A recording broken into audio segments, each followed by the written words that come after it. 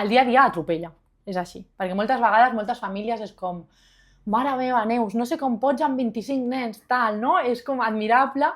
I jo els dic, no, dic, el vostre sí que és admirable, perquè com a famílies potser tens un, potser tens dos, potser tens tres, però estàs 24/7, estàs tots els dies, no?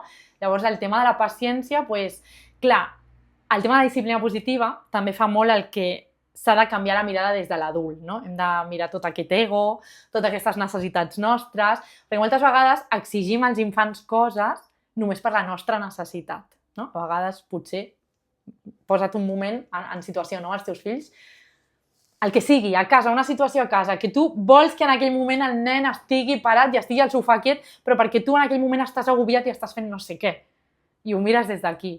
No, anem a canviar la mirada, anem a veure què necessita el nen, què necessito jo, si jo ho puc fer mentre ell està en un altre espai, no? Una mica tot això. O fer-lo partícip de la teva activitat. O fer-lo partícip, per suposat. I sobretot això, no?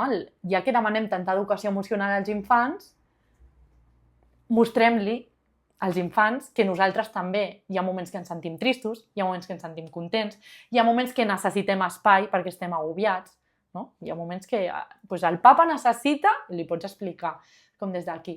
Però sí que és veritat que requereix doncs, això, molta paciència i un treball constant.